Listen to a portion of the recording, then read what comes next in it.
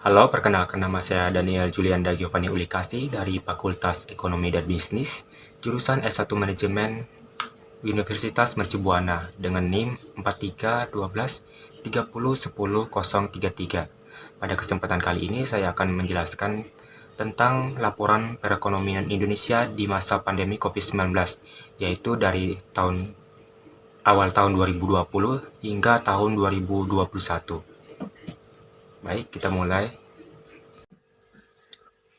Pandemi COVID-19 membuat perjalanan ekonomi Indonesia sepanjang tahun 2020 mengalami perjalanan cukup berat yang berujung pada resesi. Sebelumnya, pada triwulan ke-1, ekonomi Indonesia mampu bertumbuh sebesar 2,97% dan jauh merosot pada triwulan kedua dengan pertumbuhan negatif yaitu 5,32%. Namun pada triwulan ketiga, meskipun masih bertemu negatif, proses pemulihan dan pembalikan arah aktivitas ekonomi mulai menuju zona positif.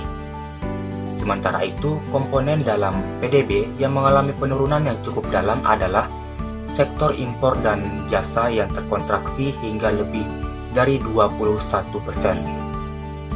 Pandemi COVID-19 juga turut menyeret salah satu sektor penopang ekonomi terbesar di Indonesia, yaitu UMKM.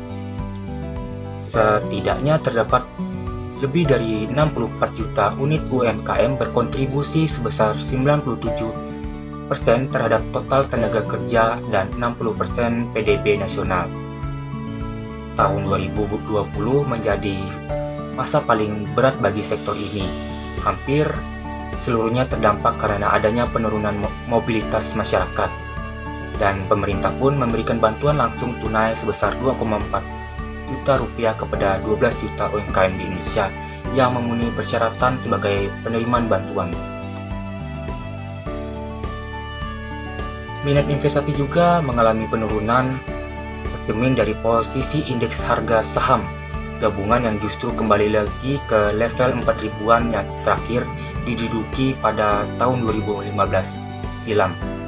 Dan IHSG juga mengalami penghentian perdagangan sementara yang dikenal dengan istilah trading house dan baru pertama kali terjadi dalam sejarah pasar modal Indonesia.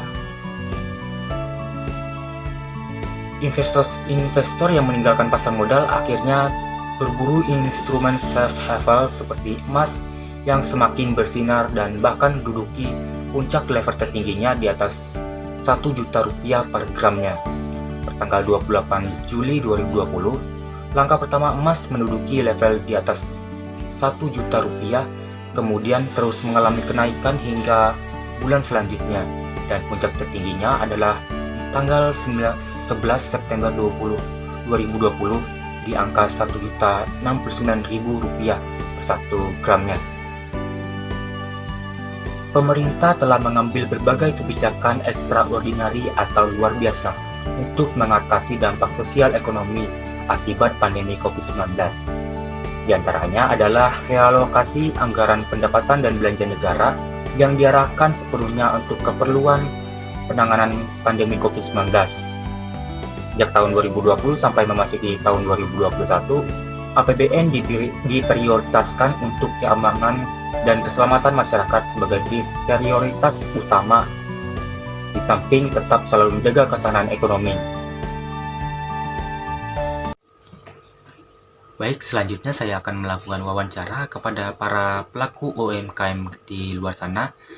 Saya akan menanyakan bagaimana pengalaman mereka dalam perekonomian Indonesia pada masa pandemi COVID-19. Baiklah, mari kita mulai.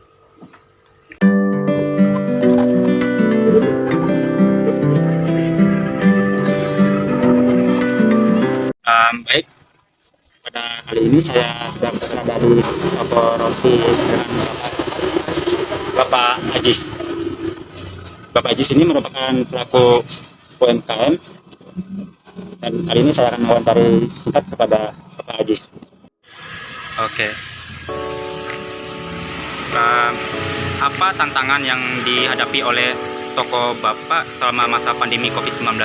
Ya, kalau yang dihadapin pastinya sepi, Oke, sepi ya.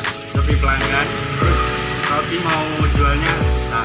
Oh, gitu ya. Oke. Terus apa dampak dari pemberlakuan pembatasan kegiatan masyarakat terhadap toko Bapak tadi? Salah satunya adalah toko sepi ya gitu ya. Gitu ya. Oke.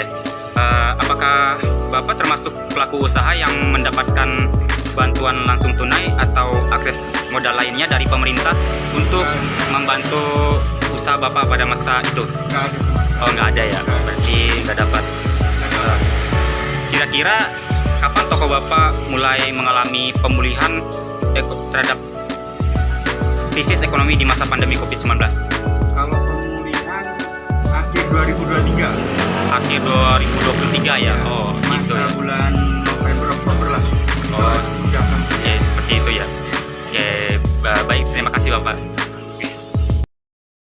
Baik, sekian dari saya mengenai penjelasan laporan perekonomian Indonesia pada masa pandemi COVID-19.